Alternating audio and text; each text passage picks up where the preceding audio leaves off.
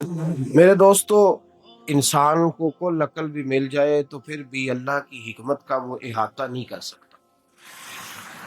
رب کریم کو زیادہ پتہ ہے کہ ہمارے لیے کون سی چیز بہتر ہے اور کون سی چیز ہمارے لیے نقصان کا باعث۔ اللہ تبارک و تعالی کی حکمت یہ چاہتی ہے کہ میرے بندے پریشان نہ ہوں۔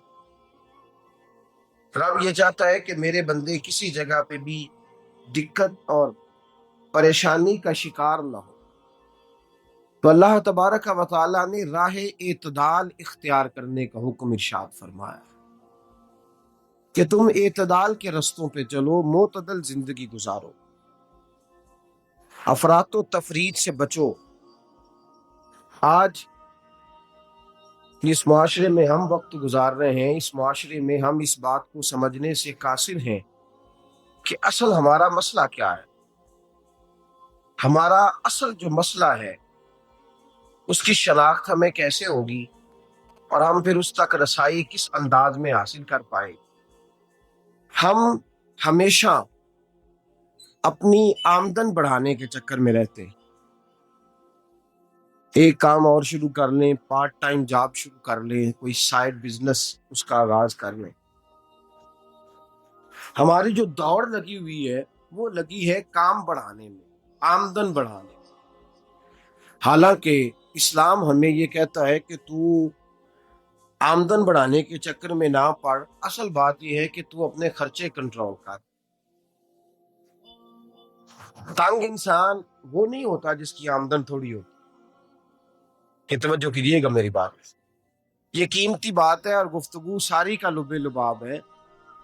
تنگ بندہ وہ نہیں ہوتا جس کی آمدن تھوڑی ہوتی ہے، اصل پریشان وہ ہوتا ہے جس کے خرچے زیادہ ہوتے۔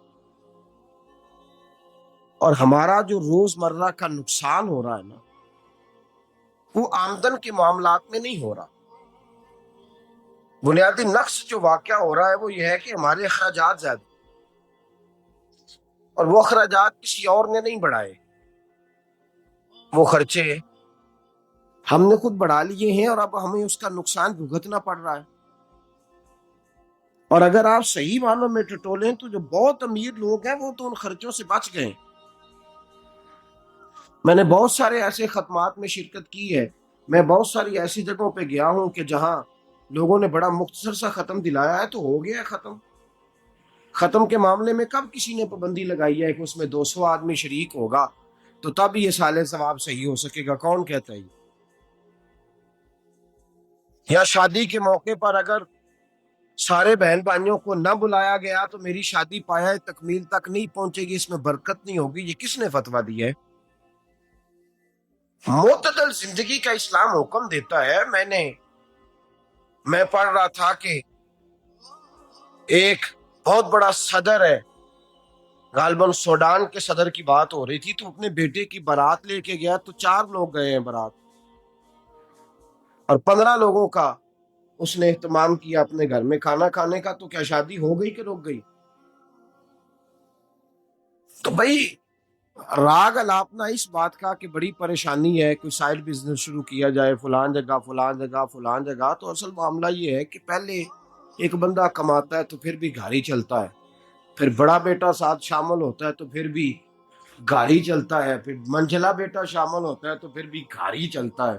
جو رونا دادا جی رویا کرتے تھے کہ بڑی مصیبت ہے، بڑی مشکل ہے، گاؤں میں رہ کے اکیلے ہوتے تھے اور وہ 5 بچوں کو اور 4 بچیوں کو وہ پالتے تھے، تو جو وہاں پریشانی تھی وہی آج پریشانی شہر میں آ کر پڑھ لکھ کر موٹی تنخواہ لے کر وہی پریشانی ہمیں ہے۔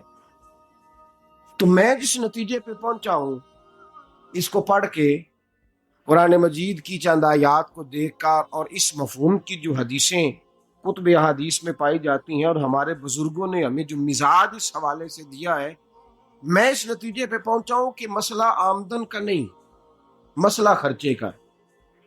ہمارے خرچے بنیادی طور پر زیادہ، اور اگر پھر ہم زیادہ بوجھ خواتین پہ ڈالتے ہیں کہ وہ مطالبے زیادہ کرتی ہیں، اور اگر آپ مجھ سے پوچھیں تو خواتین کی بھی اگر کسی جگہ کوئی عادت خراب ہوتی ہے تو اس میں اصل کردار اس کا ہوتا ہے جو وہ عادت خراب تو کیوں اپنے گلے سے اتار کے آپ کسی کے گلے میں بات ڈالنے کے چکر میں ہیں؟ وہ خواتین کی طبیعت نہیں ایسی ہے. اصل بات یہ ہے کہ ہم نے عادت ڈالی ہے، ہم نے یہ مزاج ان کو دیا ہے تو ان کا بنا ہے، نہ کیسے بن سکتا تھا.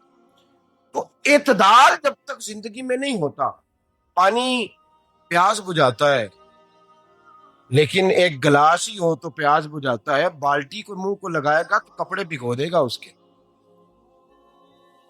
حالانکہ پانی بری چیز کا نام نعمت ہے نا بہت بڑی اللہ کی، لیکن پیالے میں ہی اچھا لگتا ہے.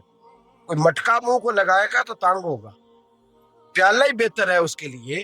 تو میرے دوست، مٹکے سے بھی بعض اوقات کام چل جاتا ہے، لیکن اگر کوئی کہے نہیں مجھے دریا ہی چاہیے تو اس کا تو گھر بہ جائے گا، سارا گھر بہ جائے گا اس کا. ہمیں دریا قابو کرنے کا موڈ بنایا ہوا ہے تو اس سے گھر بہا کرتے ہیں، اس سے گھر بنا نہیں کرتے. گھر پیالے سے پانی پینے سے بنتا ہے. اگر تو دریا پہ قبضہ کرنے کا موڈ بنائے گا تو گھر بنے گا نہیں، گھر بہ جائے گا.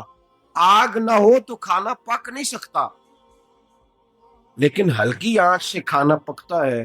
اور اگر آنچ تیز کر دی جائے تو جی، قرینے قیاس بات کر رہا ہوں، میں عقل سے ماورا نہیں کر رہا. قرینے قیاس سمجھانے کے لیے مثالیں دے رہا ہوں. ہلکی آنچ پہ کھانا پک جاتا ہے اور آگ تیز ہو تو کھانا جل جاتا ہے. تو کھانا اتنی دیر کھانے کے قابل رہتا ہے جب تک وہ ہلکی آنچ پہ پکتا ہے. تو جتنی مرضی تو کہتا ہے نہیں میرا گزارے نہیں، آگ تیز ہونی چاہیے، تو میاں جل جائے گا، جل جائے گا. ہوا نہ ملے تو سانس نہیں آتی، ٹھیک ہے؟ آکسیجن نہ ہو تو سانس، ہوا نہ چلے تو گزارا نہیں ہوتا. لیکن اگر تیز جلے نا، اگر تیز چلے تو آندھی اور طوفان بن جائے تو چھتیں گرا دیتی ہے، جانیں لے لیتی ہے. ہم ہیں طوفان کے چکر میں، ہم ہیں دریا کے چکر میں، ہم ہیں بڑے لاؤ کے چکر میں. تو میاں ہلکی آنچ ہی اچھی ہے، یاد رکھ. اور ایک گلاس پانی کا اعتدال سے ملتا رہے تو وہی ملتا رہے، ضرورت کے وقت وہی بہتر ہے. تو پورے دریا پہ قبضہ کرنے کا پروگرام نہ بنا، تانگ ہو جائے گا.